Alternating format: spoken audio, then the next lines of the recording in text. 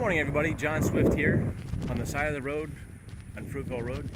You may meet, you may know me as from videos. You may know me from videos such as, is that a water buffalo? Or who pooped in that garbage can? I always wanted to say that. Now what I'm really doing out here, I always wanted to do an intro like that. Oh, somebody's slowing down to look at me there.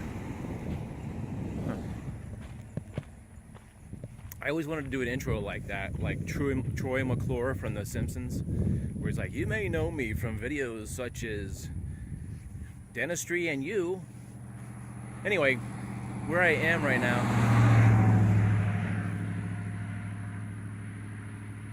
I wonder if this guy's stopping to help me. There's a guy down here with the truck, and he might have stopped to think I was broken down or something.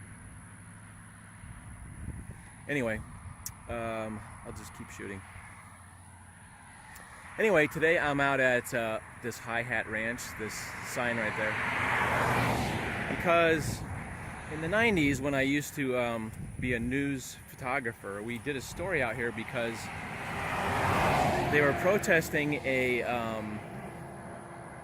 pigeon shoot. And if you don't know what a pigeon shoot is, a pigeon shoot is where they bring in pigeons in cages, and then people have like shotguns and stuff, and they open the cages. When they fly out, they shoot the pigeons, which is not really such a fun sounding thing. Rather than just like hunting birds naturally, it's more like anyway, I didn't really agree with it, but anyway, I was covering the story.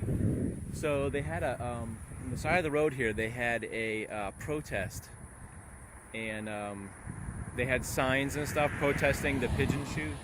It's funny because ever since then I really have never heard much about anything about pigeon shoots or anything. Since then, they may have had them. I think that it was more of a thing that they did up north more. But anyway, I think they got a lot of bad press. So what happened that was really weird, I thought I had video of this, but I've looked, in the last year I've looked for it and I couldn't find it. So what happened was, the people were protesting like right out here, which is like the easeway or whatever you want to call it, where it's not necessarily their property, it's part of a lot of big trucks coming out here. Maybe I'll just walk over here. This is part of like the roadway, so the people had to stay here. So the sheriff's department was out here protecting the people that were going out, and like people were driving in for the pigeon shoot, and then the protesters were like yelling at them. This one lady was like, if you get out of your car, I'd spit on you. They're really mad. I think they were with PETA or somebody like that. And that guy finally took off. Hey, there's a tractor over there. There's really nothing you can see as far as like where the farm is, but there's a way over there. There's a tractor going by. So the PETA people, and one of the signs they had too was this person had like a cardboard box around him, and it said, shoot me, I'm in a box, or I'm a pigeon in a box or something. So what happened was, the protesters are here, and you can see there's like a barbed wire fence right there, and the protesters were pretending to run. A couple of the protesters were pretending to run onto the property, even while the sheriff was over here, and they distracted them by running into the property, which is private property. And then another one of them locked his neck to the fence up here. I think it was this wooden one up here. He took like some kind of, I think it was a big U-lock, and locked his neck to the post up here, which is really crazy. So one person distracted the police. The police all ran over there, tackled that guy, and then on this side of the fence, I think it was here, while they weren't looking, the other protester locked his neck to one of these wooden things right here, like right to the slats. So he was sitting there like with his neck there at a protest, I guess. And I guess it's like, so I don't know, so they couldn't remove him or something, and I don't know what happened. I think we left before they got him off the fence, but it was pretty crazy. The people were walking in here. No, the people were driving. They weren't walking because we're like 5 miles out of town. they were driving in, the protesters were standing out here, and they were like yelling slurs, and you know, you should feel terrible about yourself. And I don't really have a firm stand on that. I believe all animals should be treated with respect and everything. That's my personal feelings. But anyway, it was a crazy time. I come by here all the time. Well, not several times a year. I come by to this part of Fruitville, and I see that sign, and I think I need to stop and tell that story about the High Ranch. And I really wish I could find the video because it was pretty interesting. So today was the day, I guess, that I had time to actually do it. So that was a pretty interesting story about that protest. I haven't seen a lot of PETA protests. I wonder if they just sort of calmed down, because in that time you'd see them on the side of the road protesting circus treatment of animals and stuff. And there's a lot of traffic on this road. This is like in the country out here. A lot of cars though. I'm out on this country road today on my way out to Crowley Museum, which is like 100-year-old like farm ranch place museum. And I stopped because I saw this weird thing the other day, and I wanted to show you, because I don't even know what this is. It's on the side of the road here, right on Fruitville.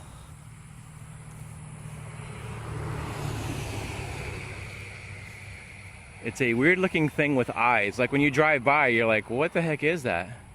It looked like a target, right? Because of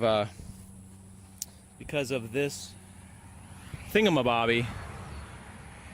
And it looks like it has, oh, I thought that was paintballs. His eyes falling off too. I thought this was paintballs, but it's actually the color of the bucket before they painted it black. So maybe somebody just wanted to like put something weird on there. Then I thought it was something like a bow target, like people were coming by here. I don't know why I thought that was a bow target, but his eye fell off. He has like little reflective eyes. It's part of his eye. I don't know if his eye's gonna stick on there. I just don't know. It's just some creative little thing. I don't know what that is. I'm out in, I think it's Myakka City, sorry. Myakka is spelled M-I-A-K-K-A, and there's also another spelling. The road is actually spelled M-Y-A-K-K-A, Myakka Road. I don't understand the spelling. Right behind me is this neat schoolhouse, which I'd love to go look around and stuff, but the signs say it's private property, so.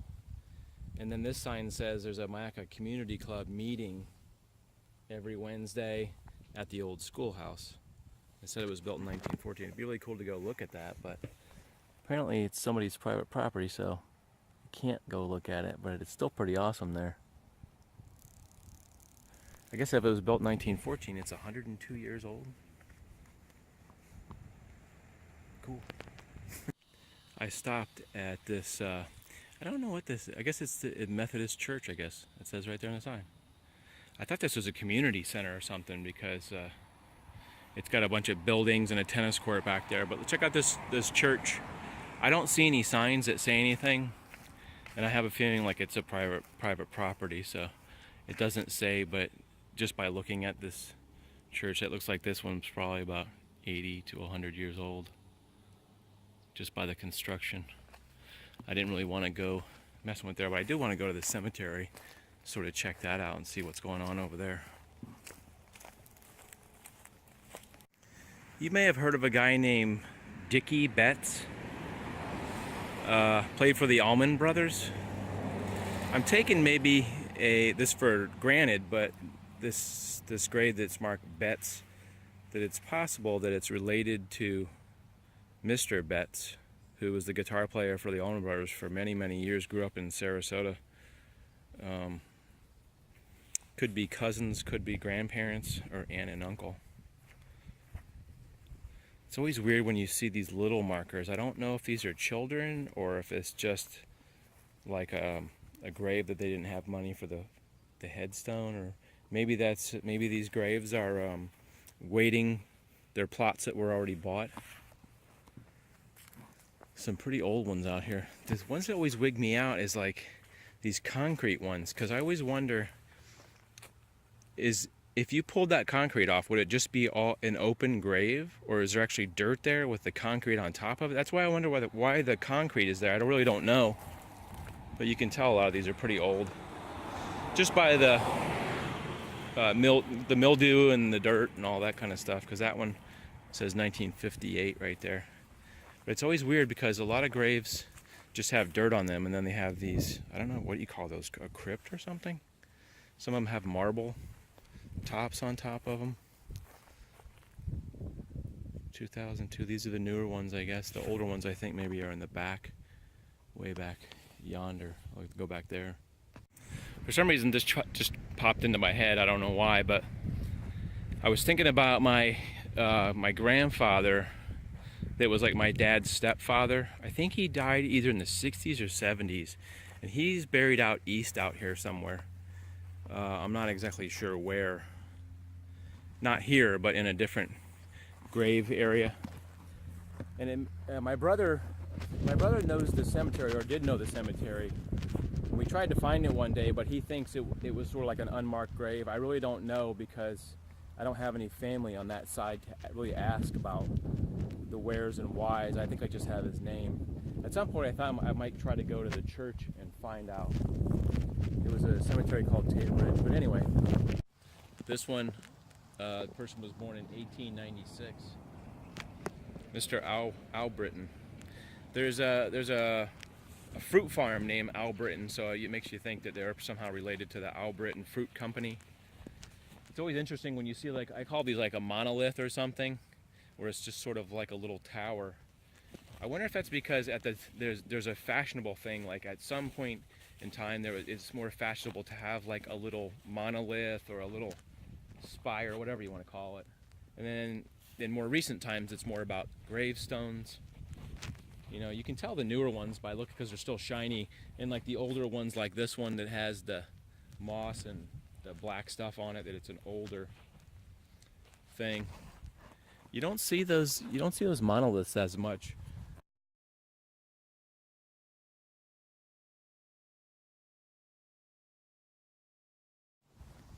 Like this one has sort of like a little, it almost looks like a chess piece. Then this one has like a little tower built, and you could tell, well, I don't know if you can tell. There should be a date on there that you can tell what the dates are. It's kind of an elaborate thing with a little crown. Look at that, it's got a crown there. And then, I don't know who that lady is. It's pretty fancy headstone thing. At one time, it was fashionable to have a little gate around your property. I don't see any out here, maybe since they've fallen down, but around the turn of the century, people used to have a gate so you couldn't even walk on the grave, and I don't know if that was like something to keep people from treading on you, but I've seen old cemeteries where they, like, half the gate is fallen down because it's made out of iron and it just rusted and fell down. I don't see any out here. I'm just sort of going on a limb and saying, since this is a farming area, a lot of people weren't necessarily wealthy people. They were farmers and they were making a living, so they sort of had a little bit of a minimum type of gravestone. Maybe some people had more an elaborate. You don't see any really big ones in here. Pretty cool though, sort of paying my respects. This one over here looks like it's made out of brick. Oh, I was just about to go and I saw this other one. Does anybody know if this is sort of like a hollow little concrete area and they just set the grave in there and there's no dirt in there? Is that what this is? I wonder. I'm always curious about that. You know, why would they do it that way, or why wouldn't they fill it in with dirt? I don't know. Does anybody know? Is anybody an expert on graves, or does anybody work in a cemetery and they know anything about that kind of stuff? Anyway, pretty cool cemetery there. I just sort of enjoy that feeling of coming out. Like I said, I don't have any relatives that are buried around here, but it's still kind of nice to come out and just sort of remember people. There's something cathartic about it. I don't know. It's just sort of the way it feels. So there's a building right behind me. I formerly did a vlog about this building. You can see it's sort of a little bit in disrepair. I don't know if you can tell if it's leaning. Let me get a hold shot there. It's leaning a little to the right. It's I don't know. There's some structural there's some structural issues. If you want to see that video where I sort of walked around a little bit, I'll post a link up here if you want to see it. So I just talked to the guy who lives next door. They just happened to be out front. Last time I stopped, which was like a year ago, trying not to get run over by a car, there was nobody out here, and I was curious to what this was. And the guy who lives here on this property told me that it is formerly a gas station. Like, I guess right here in the front there used to be gas pumps, like by those stanchions right there, and you would drive up here and probably had 2 pumps there. And then it was, I think, what did he say? He said it was formerly the post office.